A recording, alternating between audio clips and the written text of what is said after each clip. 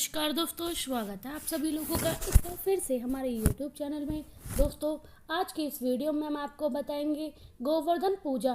गोवर्धन पूजा क्यों की जाती है, गोवर्धन पूजा में अन्नकूट का क्या महत्व है, गाय को खिला देना ही है एक चीज, गोवर्धन पूजा विधि, यह सब कुछ जानकारी आपको इस वीडियो में देखने को मिल जाएगी।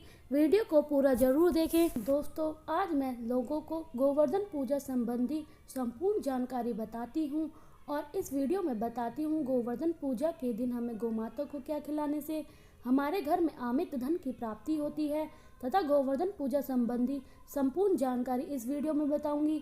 अपना कम से कम 10 से मिनट का बहुमूल्य समय जरूर देना, फिर आपको समझ आ जाएगा कि हम जो गोवर्धन पूजा क्यों करनी चाहिए और हमें गोमाता को इस दिन अंकुर क्यों खिलाना चाहिए। वीडियो को ध्यान से देखना। गोवर्धन पूजा कार्तिक महीने की शुक्ल पक्ष प्रतिपदिता को अर्थात प्रथम दिन को मनाई जाती है। अन्नकूट को दिवाली के दिन अगले दिन मनाई जाती है, लेकिन इस साल परवा होने के कारण, अमावस्या होने के कारण गोवर्धन पूजा एक दिन का गैप 2 नवंबर को मनाई जाएगी। चलिए जानते हैं गोवर्धन पूजा का शुभ मुहूर्त। पंचांग के अनुसार कार्तिक महीने की शुक्ल पक्ष की प्रतिपदा तिथि की शुरुआत 1 नवंबर को शाम को 6:01 से होगी। वहीं इसका समापन 2 अक्टूबर रात को 8:02 पर होगा। ऐसे में गोवर्धन पूजा का त्यौहार 2 नवंबर को मनाया जाएगा। इस दिन पूजा करने का शुभ मुहूर्त इस प्रकार: प्रातःकाल मुहूर्त सुबह 6:34 से 8:46 तक विजय मुहूर्त, दोपहर में 2:09 से लेकर 2:56 तक सायंकाल मुहूर्त, दोपहर 3:02 से लेकर 5:35 तक, गोधूली मुहूर्त शाम 6:05 से लेकर 6:30 तक। देखिए, गोवर्धन पूजा के दिन भगवान श्री हरि विष्णु श्री कृष्ण गोवर्धन पर्वत और गाय की पूजा की जाती है। गोवर्धन पूजा में अन्नकूट का, जी हाँ, गोवर्धन पूजा में अन्नकूट का बड़ा महत्व होता है। अन्नकूट भोग में सामर्थ्य के अनुसार जरूर लगाना चाहिए। कहीं कहीं लोग मूंग दाल और बाजरे को मिला करके खिचड़ी बनाते हैं, तो कहीं कहीं लोग अन्नकूट में भगवान श्री कृष्ण को 5 भोग का प्रसाद में लगाया जाता है। इस प्रक्रिया को अन्नकूट कहा जाता है।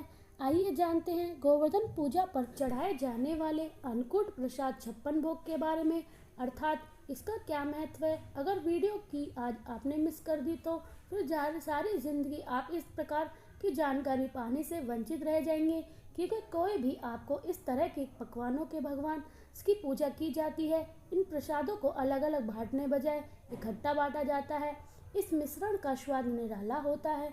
भगवान ने अन्नकूट के प्रसाद में कई सारी सब्जी को मिलाकर के देखा है, इसलिए भगवान इस प्रकार का जो भोग प्रसाद है इसमें कई प्रकार की सब्जी को मिला करके आप मिक्स कर सकते हैं, जैसे कढ़ी चावल, पूरी, रोटी, मूंग की खिचड़ी, बाजरा का हलवा के असमर्थ के अनुसार जो भी आपसे बन जाए भगवान के प्रसाद में, इस प्रकार की चीज़ों को मिला करके भगवान को भोग लगा सकते हैं। अन्नकूट की कथा की शुरुआत कुछ कथाओं में प्रसाद के बारे में कहा गया है कि जब भगवान श्री कृष्ण ने देवराज इंद्र के घमंड को चूर करते हुए गोवर्धन पर्वत की पूजा की और इंद्र ने गुस्से में बहुत ज़्यादा वर्षा की, तब भगवान श्री कृष्ण ने समुचित वृंदावन वासी को लेकर गोवर्धन पर्वत के नीचे आ गए थे और इसी पर्वत के नीचे लगातार 7 दिन तक बीते थे।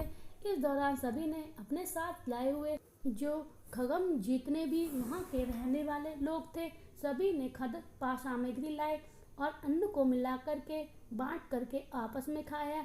इसका स्वाद इतना अद्भुत था कि इसे खाने के लिए स्वयं भगवान श्री कृष्ण ललचा गए थे। बाद में वह अन्नकूट प्रसाद के रूप में गोवर्धन पर्वत को भोग लगा करके खाया जाने लगा।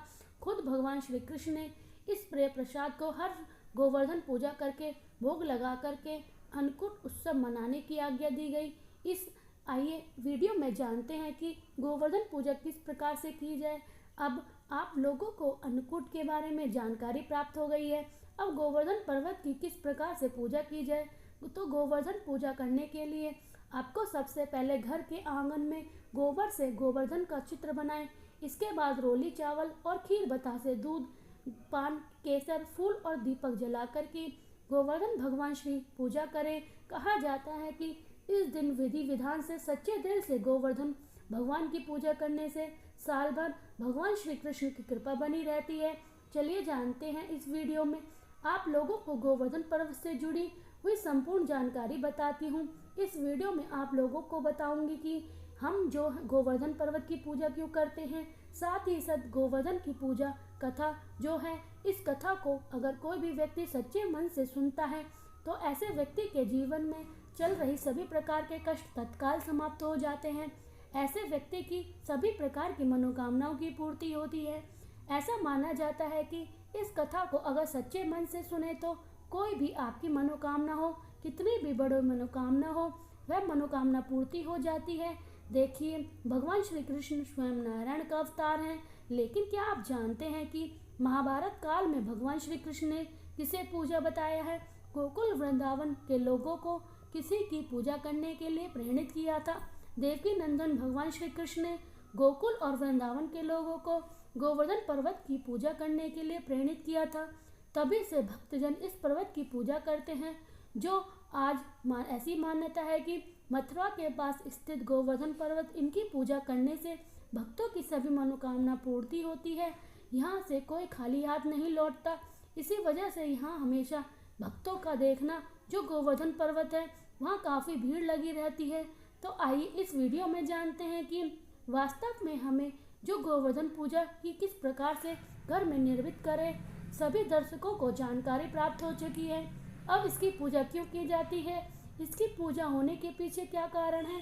तो गोवर्धन पर्वत की ऊंचाई आपने देखी होगी, आज से काफ़ी पहले काफ़ी दिखाई देती थी, लेकिन हजारों साल पहले यह बहुत ही ऊंचा था, विशाल पर्वत था और इस पर्वत की ऊंचाई लगातार घटती जा रही है। इस संबंधों में शास्त्रों में एक कथा बताई है कि इस कथा के अनुसार गोवर्धन पर्वत को तिल तिल कर घटने के लिए एक ऋषि ने श्राप दिया था। श्री कृष्ण ने गोवर्धन पर्वत का भगवान स्वरूप बताया है और उसी की पूजा करने के लिए सभी को प्रेरित किया था। आज भी गोवर्धन पर्वत चमत्कारी रूप से, पूर्ण रूप से चमत्कारी रूप से भरा हुआ है, सभी प्रकार के लोगों की इच्छा को पूर्ण करता है। गोवर्धन पर्वत की परिक्रमा करने वाले हर व्यक्ति को जीवन में कभी भी पैसे की कमी नहीं होती। साथ ही साथ गोवर्धन पूजा करने वाले लोगों को भी पैसों की कमी नहीं होती। ऐसा माना जाता है कि महाभारत काल में गोवर्धन पर्वत की ऊंचाई करीब 3000 मीटर थी, जबकि वर्तमान में यह पर्वत करीब 30 मीटर ऊंचा ही रह गया है। गोवर्धन पर्वत की ऊंचाई लगातार घटती जा रही है। इस संबंध में गर्ग साहित्य में एक कथा बताई है कि कथाओं के अनुसार भगवान श्री कृष्ण ने अवतार लेने के पूर्ण राधा जी से पृथ्वी लोक में साथ रहने के लिए निवेदन किया था। इस पर राधा जी ने कहा कि मेरा मन पृथ्वी में पर वृंदावन, यमुना और गोवर्धन पर्वत के बिना नहीं लगेगा। यह सुनकर श्री कृष्ण ने अपने हृदय की ओर दृष्टि डाली, जिससे एक तेज निकला और राजभूमि पर जाकर के गिरा। यही तेज पर्वत के रूप परिवर्तित हो गया।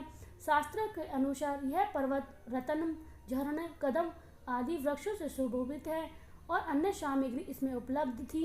इसे देखकर राधा जी बहुत ही प्रसन्न हुई और तथा भगवान श्री कृष्ण के हाथ उन्हें भी पृथ्वी पर अवतार धारण किया। चलिए इस वीडियो में जानते हैं और इसकी कुछ रोचक भरी कथा।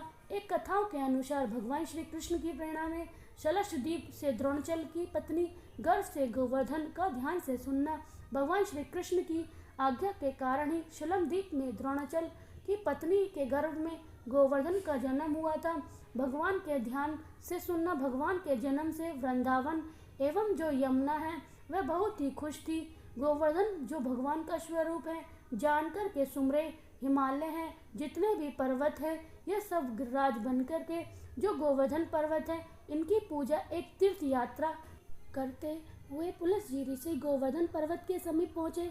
पर्वत की सुंदरता देख करके ऋषि मुनि मुक्त हो गए और तथा द्रोणाचार्य पर्वत से निवेदन किया कि मैं काशी में रहता हूँ, आप अपने पुत्र गोवर्धन से मुझे दीजिए, मैं उसे काशी स्थापित करके वहाँ रहकर पूजा करूँगा। यह द्रोणाचल देखकर यमुना द्रोणाचल पुत्र योग से विविध हो उठे, लेकिन गोवर्धन पर्वत ने कहा कि मैं आपके साथ चलूँगा, किंतु मेरी एक शर्त है, आप मुझे जहाँ रख देना मैं वहीं स्थापित हो जाऊँगा।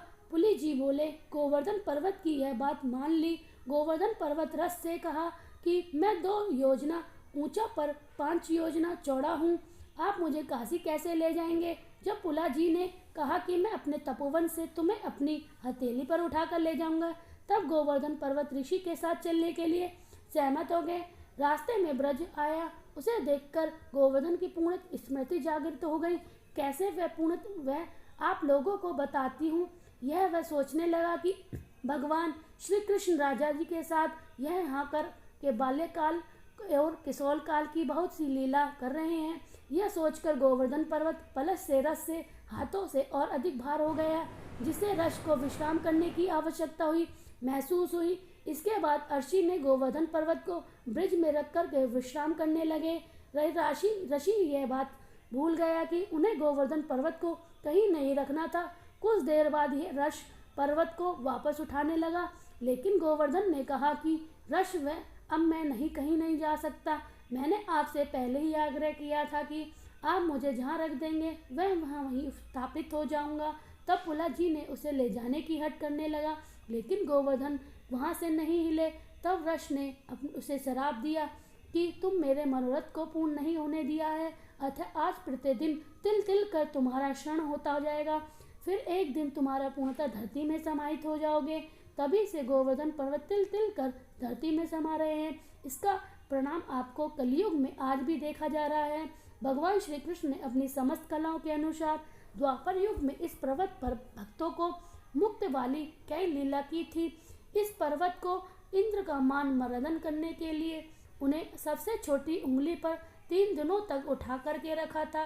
कई कथाओं के अनुसार इसमें 7 दिनों तक उठा कर रखा था। ऐसी जानकारी मिलती रहेंगी। एक और इसकी कथा है, जो कथा रामायण काल से जुड़ी हुई है। यह अच्छी कथा है और इस कथा को सुनने मात्र से ही व्यक्ति की गरीबी मिट जाती है, व्यक्ति की मनोकामना पूर्ण हो जाती है। पौराणिक धर्म शास्त्रों की माने कि तो जो त्रेता युग में भगवान श्री कृष्ण ने राम के स्वरूप अवतार लिया था और वनवास के दौरान उनकी पत्नी अर्थात माता सीता जी को लंकापति रावण ने छल करके अपहरण करके लंका ले गए थे। तब उस दौरान भगवान श्री कृष्ण ने राम ने लंका पहुंचने के लिए वानरों को विशाल सेवा के लिए साथ समुद्र पर राम हेतु का निर्माण कराया था। ध्यान से सुनना, कहा जाता है कि इस समय समुद्र राम हेतु का निर्माण के लिए बहुत अधिक पत्थर और पेड़ों पौधों की लकड़ी का आवश्यकता थी। कहा जाता है कि राम भक्त हनुमान जी ने इन्हीं पत्थरों के संग्रह के लिए हिमालय की ओर ले गए थे और वहां पहुंचकर हनुमान जी ने एक विशाल पर्वत को अपने हाथ में उठाया था। तब उसे लेकर हनुमान जी समुद्र की ओर उड़ चले।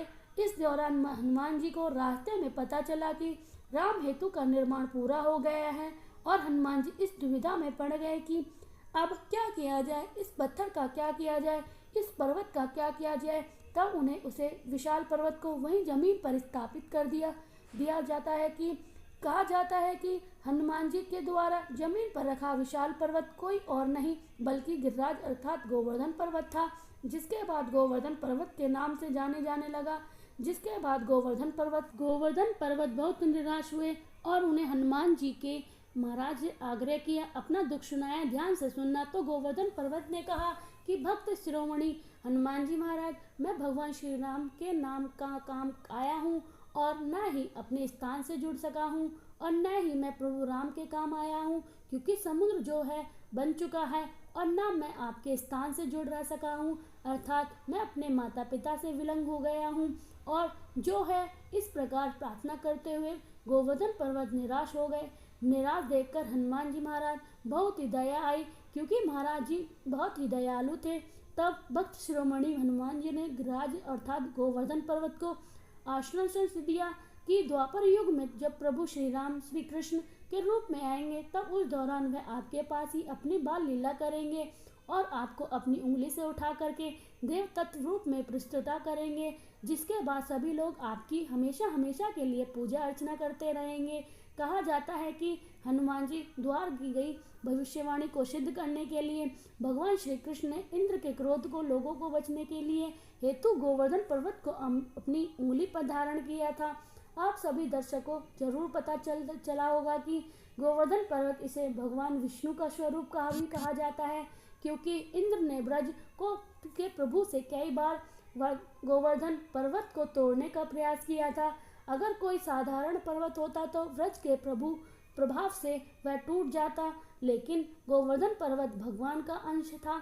ऐसा माना जाता है कि कई व्यक्ति सच्चे मन से इस कथा को सुनते हैं या गोवर्धन पर्वत अपने घर में बना करके उनकी पूजा करते हैं, गाय को अन्नकूट खिलाते हैं, तो ऐसे व्यक्ति सभी प्रकार की मनोकामना पूर्ण होती है। ऐसे व्यक्ति के ऊपर भगवान श्री कृष्ण अपनी कृपा बरसाते हैं। वीडियो समाप्त करने से पहले कमेंट बॉक्स में कहना चाहता हूँ कि जय श्री कृष्ण जरूर लिखना। आशा करती हूँ कि आप सभी दर्शकों को जय श्री कृष्ण जरूर लिख दिया होगा। यह जानकारी यहीं पर समाप्त करती हूँ। धन्यवाद।